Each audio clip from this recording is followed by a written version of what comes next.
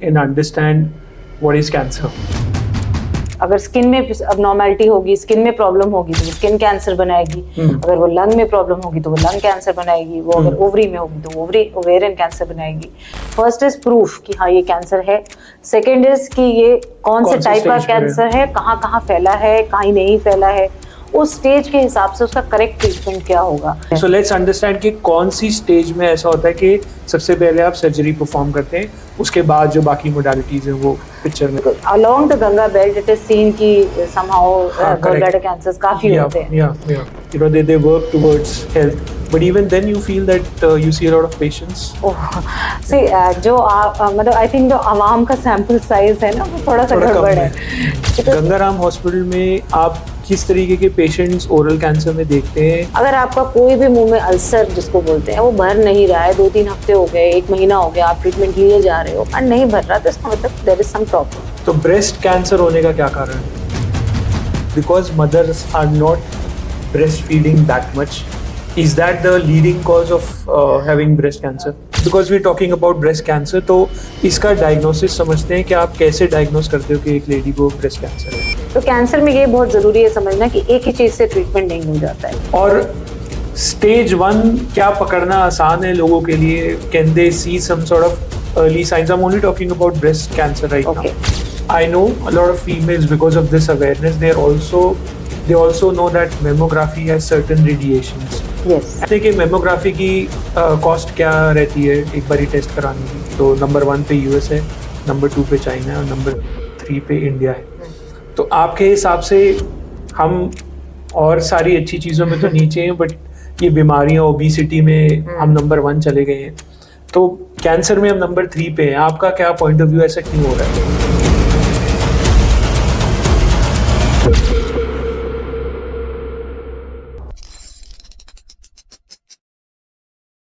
Hello and welcome back to NH Talk Show, a show where we explore the world of health, wellness and medical breakthrough. Today, once again, we're going to discuss one of the most critical healthcare challenges, cancer. According to WHO, cancer is the second leading cause of death across the globe, accounting for 10 million deaths annually. And it's more important than ever to discuss, to talk, and to spread awareness about cancer. And to talk in detail, we have our guest, Dr. Deepika Gupta, who is a senior surgical oncologist at Sir Gangaram Hospital, New Delhi. Welcome, Dr. Deepika. Thank you. And just like our any other show, let's start with basic and understand what is cancer.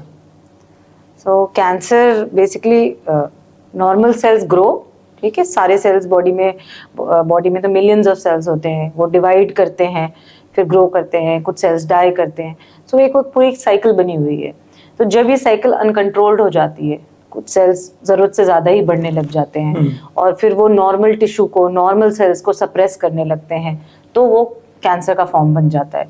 तो most cancers में ऐसा होता है कि normal से pre cancer stage आती है कि मतलब सेल्स एबनॉर्मल होना स्टार्ट ही हुए हैं, और फिर एक स्टेज आती है जब बॉडी का कोई उन पे कंट्रोल नहीं रह जाता है, तो that is full cancer, what we call age. वो कौन से सेल्स होते हैं, मतलब जो आप कह रहे हो कि डिवाइड हो जाते हैं? बॉडी के सारे ही सेल्स डिवाइड करते हैं, ठीक है। तो अब अगर स्किन में अबनॉर्मैलिटी होगी, स्किन में प्रॉब्लम होगी तो वो स्किन कैंसर बनाएगी। अगर वो लंग में प्रॉब्लम होगी तो वो लंग कैंसर बनाएगी। वो अगर ओवरी में होगी तो ओवरी ओवेरियन कैंसर बनाएगी। बट हमारी पूरी बॉडी ही मिलियंस ऑफ सेल्स से, millions and billions of cells से बनी है। जिस ऑर्गन का सेल डिसरेगुलेट होगा, गड़बड़ हो जाएगा, वो वहीं पे कैंसर बनेगा। So you're a surgical oncologist. Yes. So what role do you play? So my role is mainly once somebody is suspecting a cancer. So जैसे अब now it is not so difficult for patients to understand reports and all. तो कई बार तो हमारे पास ऐसे भी होता है कि किसी को कोई प्रॉब्लम हुई, सपोज किसी को ब्लीडिंग हुई या किसी को कहीं पे उनको कोई गांठ फील हुई, कोई स्वेलिंग फील हुई, तो उन्होंने अल्ट्रासाउंड कराया। अल्ट्रासाउंड और सीटी स्कैन तो लोग खुद ही करा लेते हैं, मतलब बिकॉज। अच्छा, आपको लगता है कि लोग इतने सेल्फ अवेयर हैं? यस, स्पेशली सिटीज में Okay. ऐसा देखने को मिलेगा आपको कि अल्ट्रासाउंड तो सीटी तो फिर भी नहीं, बट अल्ट्रासाउंड तो बहुत सारे पेशेंट्स खुद ही करा लेते हैं। मतलब डायरेक्टली उनके घर के आसपास जो भी रेडियो डायग्नोस्टिक सेंटर होगा वहां पे वो अल्ट्रासाउंड करा लेंगे।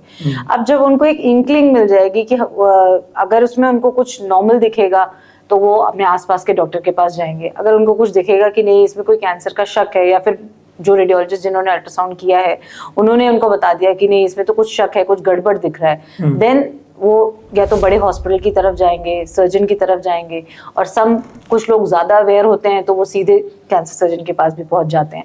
बट मोस्ट पेशेंट्स हमारे पास तो ऐसे ही आते हैं कि वो उन्होंने किसी सर्जन को दिखा रहे थे, किसी फिजिशियन को दिखा रहे थे, उन्होंने उनको बताया कि इसमें कैंसर लग रहा है या फिर कैंसर प्रूव हो गया है, तो वो हमारे पास आते हैं फिर। तो आप फिर क्या उसके बाद क्या प्रोसीजर रहता है? मेरे फर्स्ट इज कि भाई हमें पेशेंट को एग्जामिन करना है, पेशेंट किस कंडीशन में है, पेशेंट मतलब कैंसर, अगर कैंसर है या नहीं है तो बात की बात है, पर पहले ये तो देखना पड़ेगा कि पेशेंट की जनरल कंडीशन कैसी है। फिर अगर कैंसर है तो वो प्रूव हो चुका है कि नहीं कि हाँ ये कैंसर ही है, देन अकॉर्डिंग टू उस कैंसर के हिसाब से उसकी क्या स्टेज है। कैंसर के स्टेजेस 1, 2, 3, 4 होते हैं, इतना तो मूवीज में इससे सभी को पता होता है कि भाई फाइनल स्टेज का कैंसर तो लाइक हर मूवी में दिखाया जाता है ना कि कैंसर हर जगह फैल गया, so that is final stage cancer, right. So according to that stage करना हमारा काम है कि भाई फर्स्ट इज प्रूफ कि हाँ ये कैंसर है, सेकेंड इज कि ये कौन से टाइप का कैंसर है, कहाँ कहाँ फैला है, कहीं नहीं फैला है, उस स्टेज के हिसाब से उसका करेक्ट ट्रीटमेंट क्या होगा, वेदर सर्जरी उसका करेक्ट ट्रीटमेंट है, वेदर कीमोथेरेपी उसका करेक्ट ट्रीटमेंट है, या रेडिएशन थेरेपी उसका करेक्ट ट्रीटमेंट है, और उनको हमें कैसे अरेंज करना है, क्योंकि बहुत सारे कैंसर्स में 2 या 3 मोडालिटीज यूज होती हैं ट्रीटमेंट में। सो पहले कीमोथेरेपी देंगे कि पहले सर्जरी करेंगे बाद में कीमोथेरेपी देंगे, this comes under our domain to stage and to finalise what is going to be our treatment protocol. Okay, तो जैसे आप अभी बता रहे हो कि depending on the stage of the cancer, you decide whether you need to perform a surgery, radiation or chemotherapy. Yes. तो कौन सी stage में, because we're in discussion with you, so let's understand कि कौन सी stage में ऐसा होता है कि सबसे पहले आप surgery perform करते हैं, उसके बाद जो बाकी modalities हैं वो picture में आती हैं।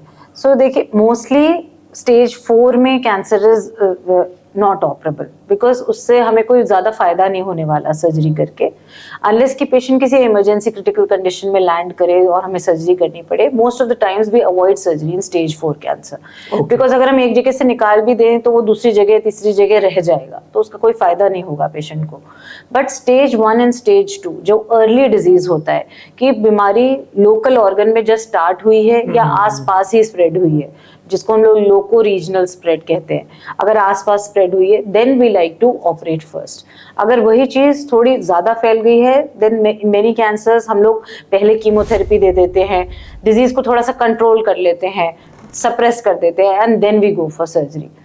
Having said that, there are certain cancers जिनका treatment purely and purely chemotherapy या रेडिएशन से भी होता है, so that also has to be decided. First time diagnosis से जब बायोप्सी हो जाती है वी डिसाइड कि ये कैंसर प्राइमरली किस चीज से ट्रीट होगा।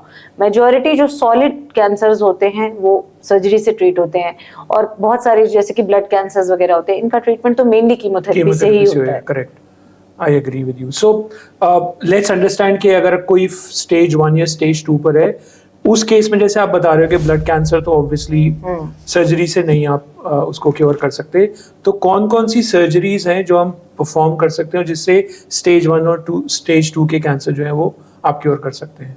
अच्छा, तो चलिए लेट्स मोस्ट कॉमन कैंसर्स की बात कर लेते हैं। जैसे कि हमारे यहाँ इंडिया में breast, head and neck cancers जो हैं ये वेरी कॉमन कैंसर्स हैं, ठीक है। तो और स्पेशली ये और नॉर्थ इंडिया में gall bladder cancers also very common. Is it? या because along the Ganga belt it is seen कि समहाउ गॉल ब्लैडर कैंसर्स काफी होते हैं। तो जैसे suppose head and neck cancer की बात करते हैं तो हेड एंड नेक कैंसर का प्राइमरी ट्रीटमेंट सर्जरी ही होता है, एंड जरूरत पड़ती है तो रेडिएशन या कीमोथेरेपी बाद में ऐड करी जाती है। हेड एंड नेक कैंसर क्या होता है? हेड एंड नेक कैंसर जैसे मुंह में कोई कैंसर हुआ या गले में कोई कैंसर हुआ, ओरल कैंसर, या due to most of them are due to tobacco chewing. ठीक है, जितना ज्यादा तंबाकू या बीड़ी है इन सब की हिस्ट्री majority patients में हिस्ट्री मिलती है हमें। Yeah, so I was also reading that article because I think in India most of it is predominantly oral and breast cancer in India. तो मतलब ओरल कैंसर आज तो काफ़ी जो हमारी आवाम है काफ़ी एजुकेटेड है और they work towards health, but even then you feel that you see a lot of patients. सी जो मतलब आई थिंक जो आवाम का सैंपल साइज है ना वो थोड़ा सा थोड़ा कम गड़बड़ है है। बिकॉज मतलब हम मोस्टली सिटीज में देखते हैं बट तंबाकू जैसे सिटीज में लोग सिगरेट ज्यादा पीते हैं so they tend to have more of lung cancers and मतलब अपर गैस्ट्रोइंटेस्टाइनल कैंसर्स जिसको हम लोग कहते हैं लंग बट जो तंबाकू ज्यादा खाते हैं उनको ओरल कैंसर ज्यादा होता है जो यहाँ पे रखे रहते हैं है ना तो फिर वो उनको ओरल कैंसर ज्यादा होते हैं तो it is very very common India में तो अभी भी ओरल कैंसर बहुत कॉमन है मतलब आप किसी नॉर्मल कैंसर हॉस्पिटल की ओपीडी में बैठ जाओगे तो आपको मेजॉरिटी चंक जो है वो हेड एंड नेक कैंसर्स का ही मिलेगा। अच्छा चलिए समझते हैं इसी ओरल कैंसर के बारे में बट सबसे पहले मैं ये समझना चाहता हूँ कि गंगाराम हॉस्पिटल में आप किस तरीके के पेशेंट्स ओरल कैंसर में देखते हैं in terms are they people from urban cities और we talking about rural people? या मतलब we have both semi urban and rural but हाँ गंगाराम सिंस क्योंकि लोग दूर दूर से आते हैं तो हम we also see a lot of rural and मतलब सेमी रूरल बैकग्राउंड वाले जो लोग होते हैं ना जिसको बोलेंगे कई सारे इस तरह के पेशेंट आते हैं रिच पेशेंट्स रिच या वेरी सिटी ब्रेड पेशेंट्स भी होते हैं बट कम होते हैं as compared to the lower middle class and poor. मैं बात कर रहा हूँ ओरल कैंसर की जो लोग तंबाकू ज्यादा यूज करते हैं not the lung but something to do with your mouth so उसमें भी आप कह रहे हो कि urban cities से लोग होते हैं? हाँ होते हैं yes okay तो let's understand अगर 10 पेशेंट्स आपके पास आ रहे हैं तो उसमें से कितने लोग रूरल हैं कितने लोग urban giving a number is a difficult thing हाँ but yes I would still say कि majority is from the rural belt. Okay तो अब थोड़ा सा और इसको समझते हैं कि जब आप बोल रहे हो लंग कैंसर माउथ में हो जाता है तो क्या होता है माउथ में? People who do not know what mouth में क्या छाला बन जाता है to keep it very simple छाला बन जाता है जो भर नहीं रहा है ठीक है माउथ में छाला तो बहुत लोगों के बना होता है लेकिन वो अपने आप हील हो जाता है आप कुछ ऑइंटमेंट लगाते हो आप थोड़ा खाना अवॉइड वगैरह करते हो एंड वो भरने लग जाता है। अगर आपका कोई भी मुंह में अल्सर जिसको बोलते हैं वो भर नहीं रहा है 2-3 हफ्ते हो गए 1 महीना हो गया आप ट्रीटमेंट लिए जा रहे हो एंड नहीं भर रहा तो इसका मतलब there is some problem so that can be one of the common signs. Then also कभी-कभी होता है कि भाई कुछ एक ग्रोथ सी दिखती है किसी को लगता है कि अंदर ही इसके अंदर ही या जीभ पे कभी कुछ गांठ सी बन गई है और वो धीरे धीरे बढ़ी जा रही है ठीक तो वो एक कैंसर का साइन होता है।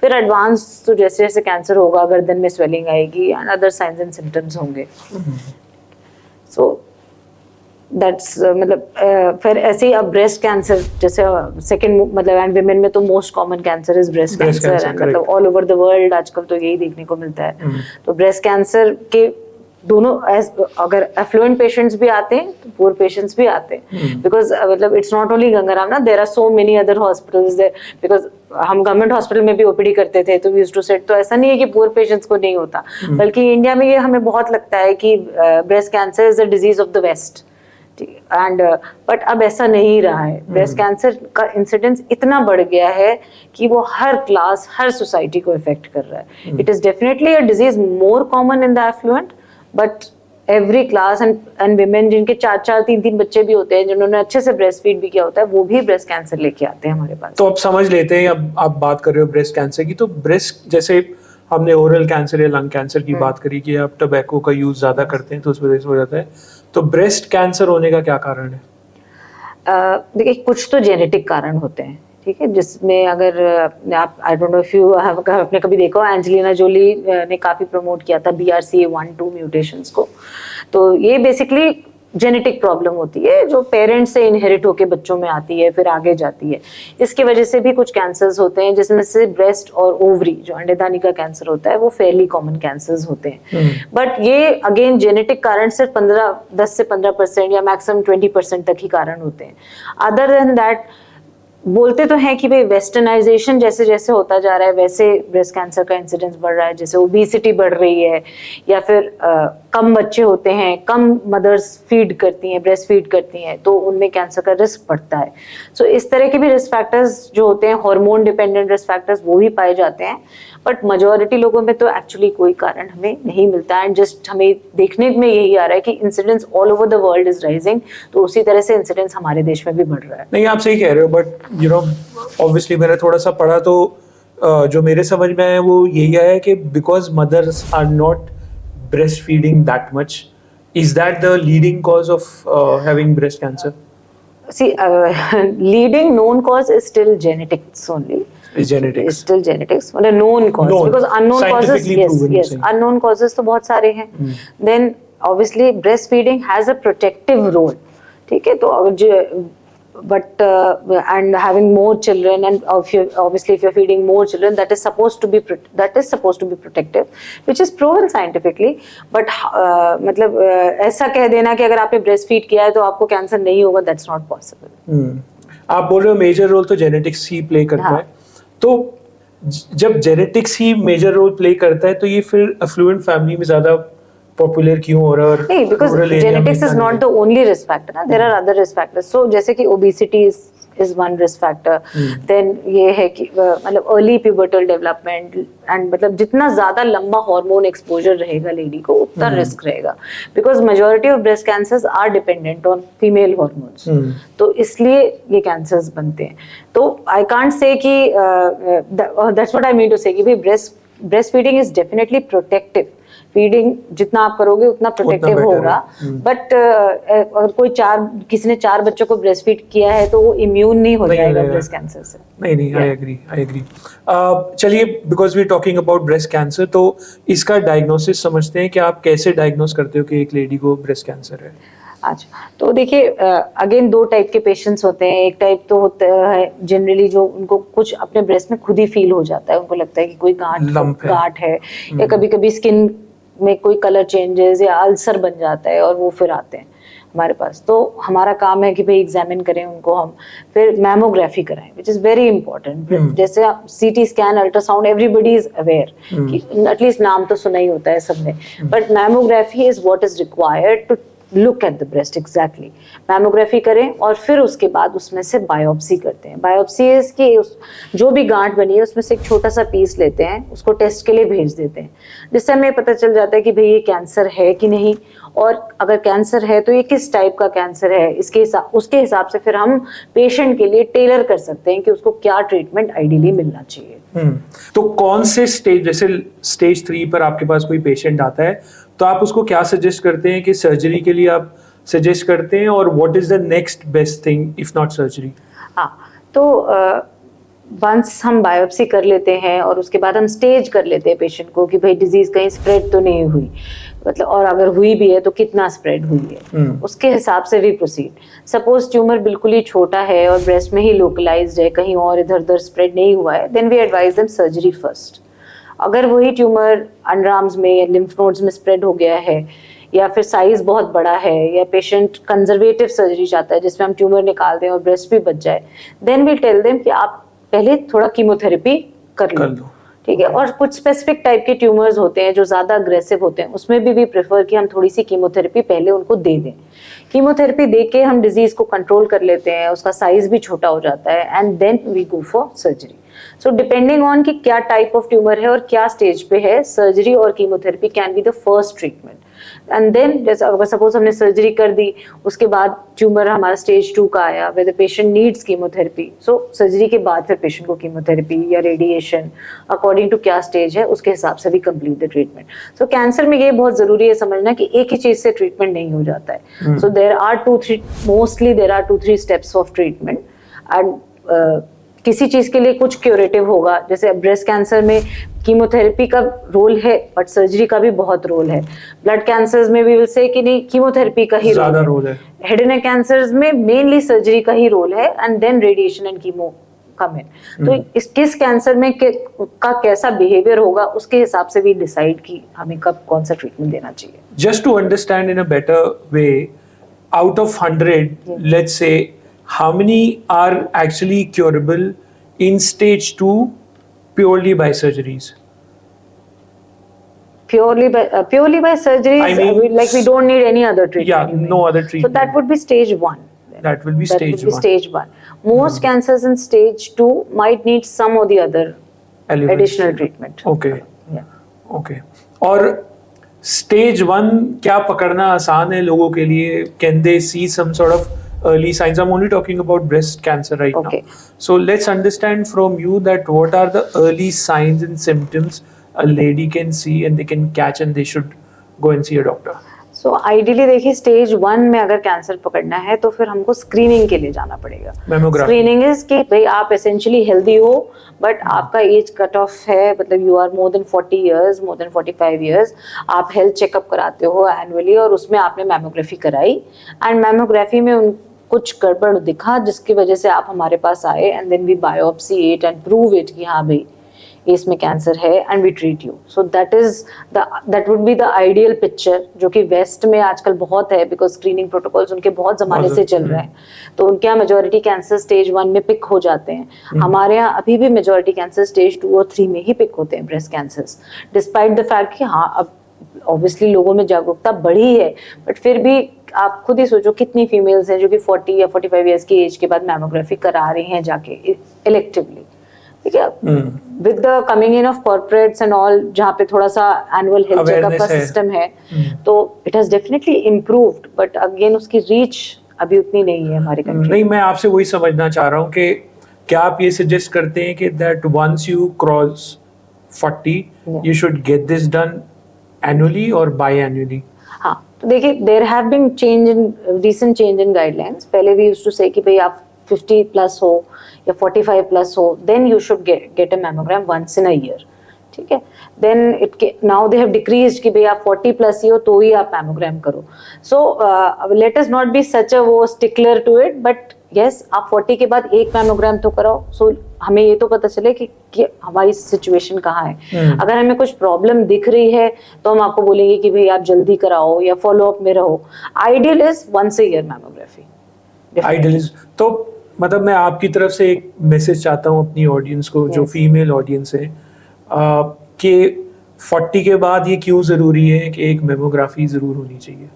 40 के बाद मैमोग्राफी इसलिए ज़रूरी है क्योंकि बाय द टाइम आप डिजीज़ फील करोगे वो ऑलरेडी स्टेज उसकी बढ़ चुकी होगी।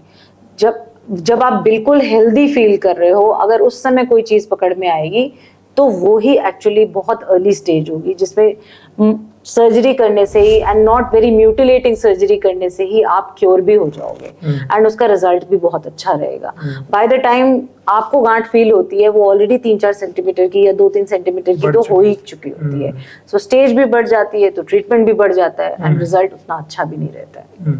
अच्छा, on behalf of a lot of females let me ask this question के because I know a lot of females, because of this awareness, they also know that mammography has certain radiations. Yes. And they want to avoid that. So, is there a secondary test that they can do, from which they can actually diagnose something like a ultrasound or a scan? So, with mammography के साथ हमेशा ultrasound किया जाता है, because मतलब वो दोनों एक साथ एक कंबाइंड पिक्चर प्रेजेंट करते हैं। मैमोग्राफी में यस रेडिएशन एक्सपोजर होता है, वी कांट से कि बिल्कुल नहीं होता, but again the benefit is much more than the risk. ठीक है, तो इसीलिए तो इतनी गाइडलाइंस आई हैं। अगर उसका रिस्क इतना ज्यादा होता then we will not be able to say कि आप भाई हर साल कराओ मैमोग्राफी। ठीक है, and then definitely ultrasound is one way of doing it, but जैसे जैसे एज बढ़ती है ultrasound alone is not enough to diagnose.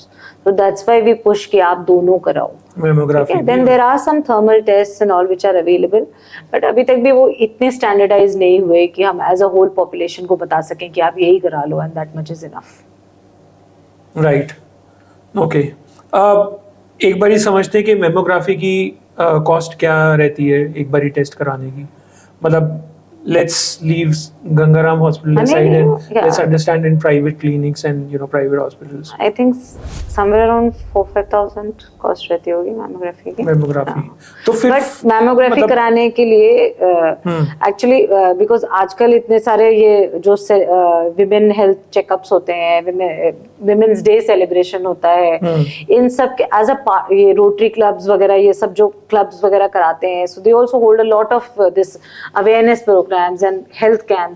सो इसका ये फायदा मिला है कि मैमोग्राफी के लिए even there are some buses जो रन कराते हैं लोग, जो एक जगह पे जाती हैं, वहाँ पे जो भी लोकल एरिया की फीमेल्स हैं वो आके मैमोग्राफी करा सकती हैं। So as a part of health camp, because obviously I can understand कि हर कोई तो 4,000 5,000 का मैमोग्राम नहीं करा सकता।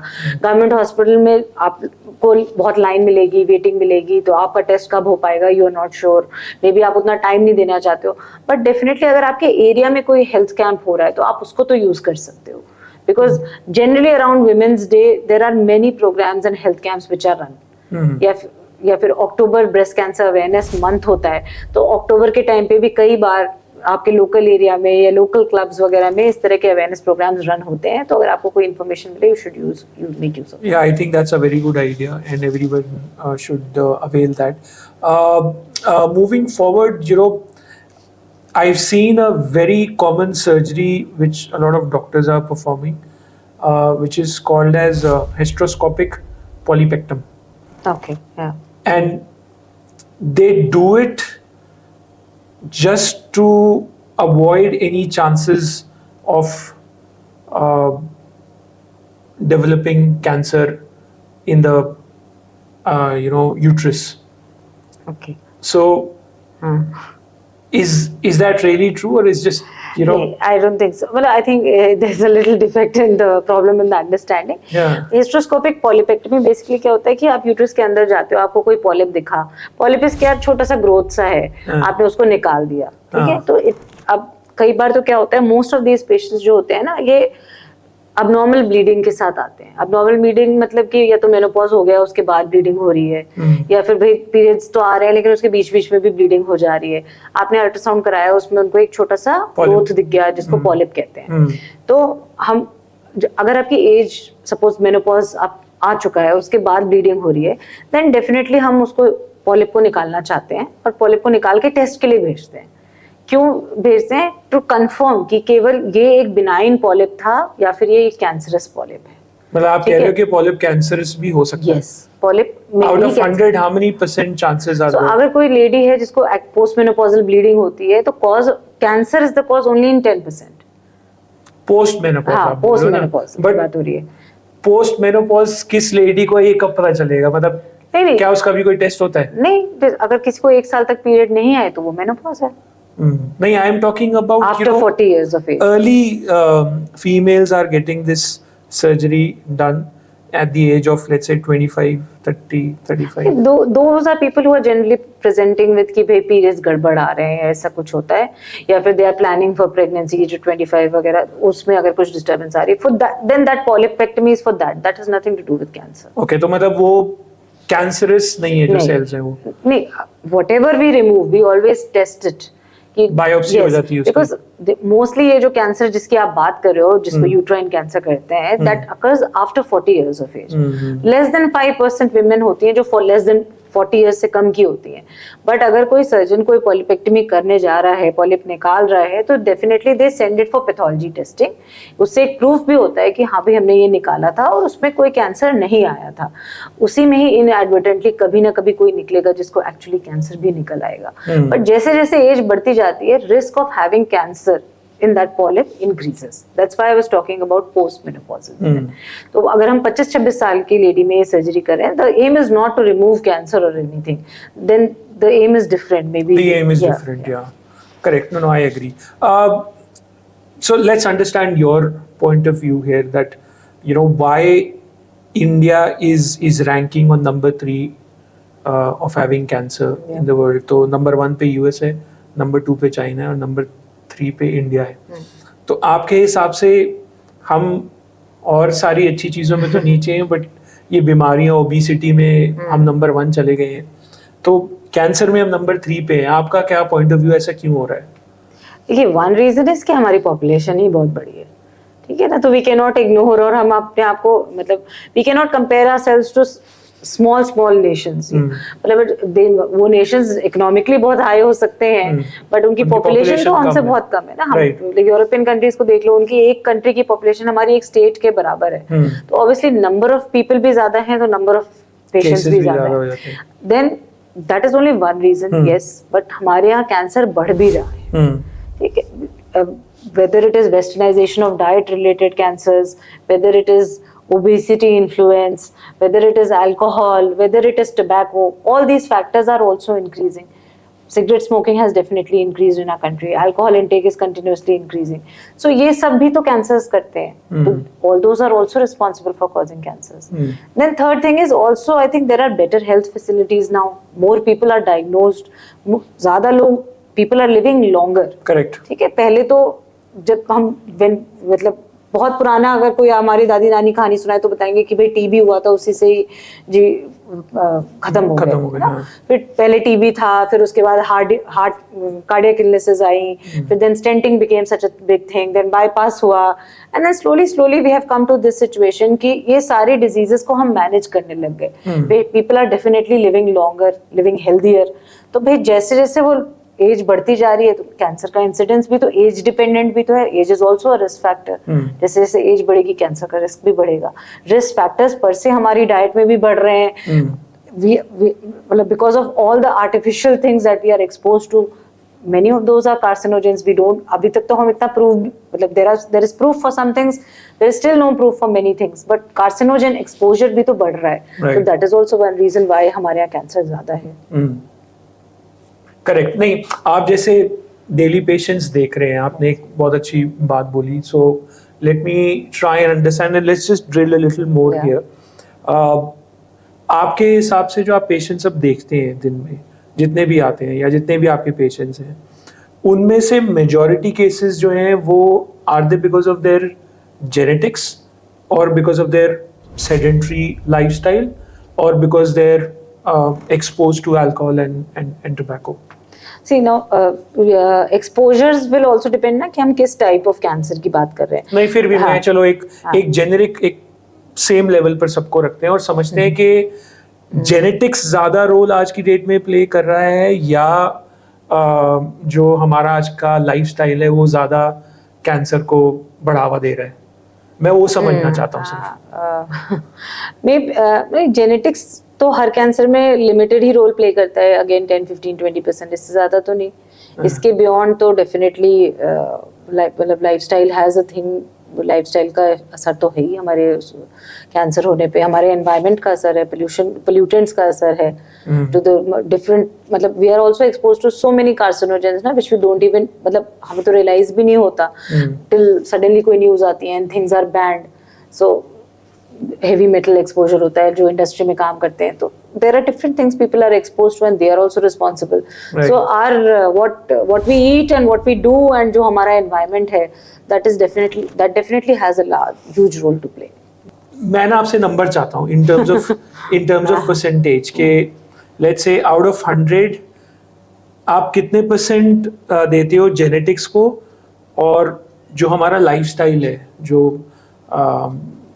हम लीड कर रहे हैं, चाहे it's exposure to air pollution और द ईटिंग हैबिट्स और you know people are not engaged a lot in physical activity, तो वो कितने % में आ जाता है और जेनेटिक्स को एक तरफ करते हैं. मैं ये चाहता हूँ जो हमारे व्यूअर्स हैं उनका एक जो कंफ्यूजन, एक जो मिथ बनी हुई है लोगों के दिमाग में, भाई ये तो जेनेटिक है, मुझे नहीं हो सकता. तो मैं आपके द्वारा अपने ऑडियंस को ये बताना चाहता हूँ कि जेनेटिक्स तो अब गेम चेंजर हो जो भी करे जेनेटिक्स, मतलब जहाँ पे मैक्सिमम भी जेनेटिक्स का रोल होगा तो वो 20% से ज्यादा नहीं होगा.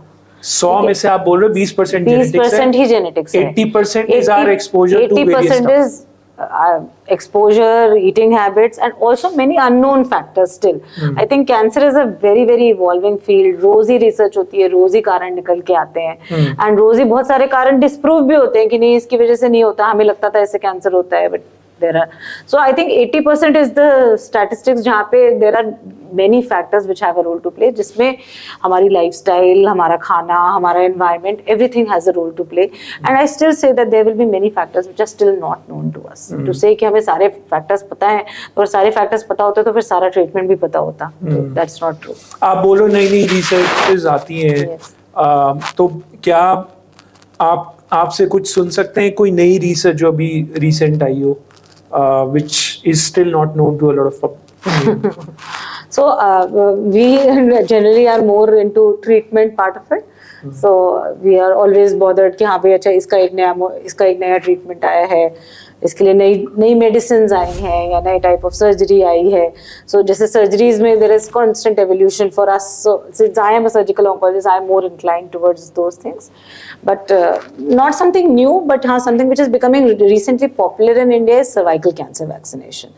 Vaccination, Yes. yeah, and it's So- quite successful also, Yes. right? So because it has been there all over the world, ठीक है. तो वेस्टर्न कंट्रीज में तो ये वैक्सीनेशन अभी पीछे काफी सालों से आ गया था, बट इंडिया में भी था, अवेलेबल था, बट ऐसे जैसे हमारे यहाँ नॉर्मल बच्चों के लिए हेल्थ इम्यूनाइजेशन प्रोग्राम्स होते हैं उस तरह से नहीं था. बट अब लास्ट फ्यू इयर्स में उसने थोड़ा सा वेट पकड़ा है, and cervical cancer vaccination for young girls, teenage girls 9 to 14 years, which is considered to be the ideal age group, but हम 26 तक भी आराम से we like to vaccinate these young girls, क्योंकि उससे उनको cervical cancer से protection मिलती है. So many people come and ask कि भाई कैंसर से बचने के लिए आप क्या कर सकते हो. So I think this is one of the best things that medical science has done, because it protects from cervical cancer to a huge extent, because it is caused by a virus and you can have a vaccine against that virus. So a truly preventable cancer is cervical cancer. Yes. Vaccine, yeah. Yeah, and India में तो among females, like it is a cancer of female, cervical cancer. So it used to be the most common cancer among females till quite some time. After breast cancer? Yes. No, previously cervical cancer ही सबसे common cancer था. अभी भी rural areas में cervical cancer ही सबसे common cancer है women में. But धीरे धीरे क्योंकि urban areas में breast cancer बढ़ता गया, तो breast cancer has now Take become over. first and cervical cancer is second. But India and then again African countries, इन सब में सर्वाइकल कैंसर का बर्डन बहुत ज्यादा है as compared to the west. So ऐसा इसलिए ही है क्योंकि वहाँ पे स्क्रीनिंग भी ज्यादा होती है और उनकी वैक्सीनेशन भी काफी जोर शोर से चल रही है, जो कि अब इंडिया में भी स्टार्ट होने लगी है. अब हमारे पास यंग गर्ल्स आती हैं, सो दे हैव रेड, कभी गूगल पे देखा होता है, कभी अदर पूनावाला का वो आया होता है कि हाँ भाई they are launching this vaccine, कभी finance minister is talking about in the budget. So ऐसे कर करके थोड़ा सा इन्फॉर्मेशन बढ़ी है लोगों के बीच में. So and schools have also started promoting. So that's a very good thing. Schools and colleges is the ideal age group जहाँ पे आप वैक्सीनेट कर सकते हो बच्चों को. ठीक है, तो we will understand about cervical cancer in a bit, but before that let's just understand about yourself, about your education. Okay. कि आपने कहाँ से अपनी MBBS करी, थोड़ा सा आप उसके बारे में बताएं. Okay, so I am basically from Kanpur, so I did schooling over there only, and then I've done MBBS and MS. I actually did Obs-Gynae MS from AIIMS, Delhi. Okay. And then Very difficult to crack AIIMS, isn't it? पता नहीं. I have done, I think, what 6-7 interviews, with AIIMS doctors, and Okay. they always say it's very difficult to crack AIIMS, and hats off to you that Thank you you. were able to crack AIIMS, and they also tell me that how wonderful their journey was. Yeah. So Back in AIIMS is a wonderful journey, that is true, but this is not the platform for that. But if you talk about, I think my MBBS and MS days in AIIMS was like a very beautiful part of my life, and it's a growing phase, and we education तो मिलती ही है आपको, ऐसे friends भी मिलते हैं जो who are there with you for your whole life. Forever. So it's a beautiful journey. That's a place where you make friends, Yeah. right? So because we spend so much time there, we are actually studying for so many years, so with the same people. So yes, there's a different level of attachment, I feel. देखिए, क्योंकि मेरा काम ही है doctors के साथ podcast करना, तो मैं इस लेवल पर आपसे एक क्वेश्चन पूछूंगा. How different NEET exams are these days versus when you did it?